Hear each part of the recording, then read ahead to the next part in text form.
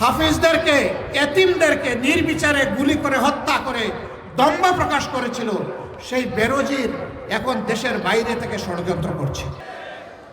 আপনারা সম্ভবত দেখেছেন এই দেশে একজন কুখ্যাত পুলিশ অফিসার যে পালিয়ে যাওয়ার পরে তার হাজার হাজার কোটি অবৈধ সম্পত্তির খবর পত্রপত্রিকায় এসেছে, যে শাপলা চত্বরে নিরীহ আলেম উলামা হাফিজদেরকে, এতিমদেরকে নির্বিচারে গুলি করে হত্যা করে দম্ভ প্রকাশ করেছিল, সেই বেরোজির এখন দেশের বাইরে থেকে ষড়যন্ত্র করছে।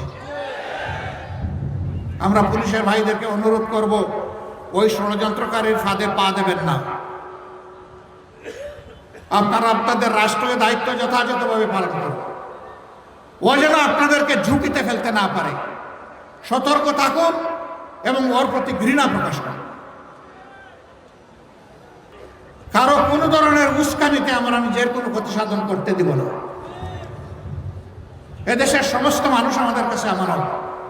এর ভিতরে যদি অপরাধীরা থাকে তাদেরকে আইনের হাতে ধরে দেবে, বিচার তাদের করতে হবে।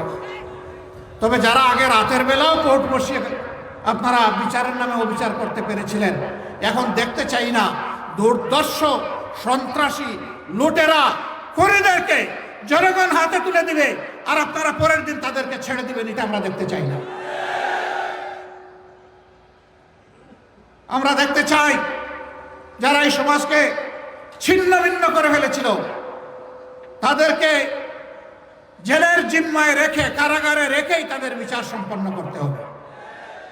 আর যারা এখনো ধরা পড়ে নাই, জনগণ সহযোগিতা করবে, আইন শৃঙ্খলা বাহিনীকে তার দায়িত্ব নিতে হবে, তাদেরকে পাকড়াও করে জেলের মধ্যে নিক্ষেপ করতে হবে।